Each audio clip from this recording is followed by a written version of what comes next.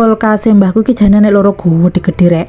Tapi lek sampai kowe nemu daging sapi ning kulkas mbahku tak traktir mangan enak sepuasmu rek, yakin wis rek tak traktir. Nah iki sayurku iki rek. Manganku jatahe gur siji sak bungkul ngene iki. Tomat yo siji, makane mbahku jarang tuku sayur rek. Iki panganan mbahku lek gak mangan sego gantine iki.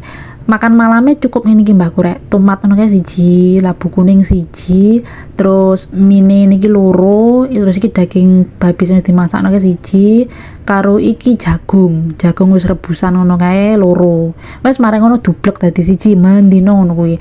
Lah iki menu makan siange daging babi ngene iki, engko lek gak ngono iwak salmon. Iki iwakku sing blonot dingin sengaja gak tak demok rek, karo sosis.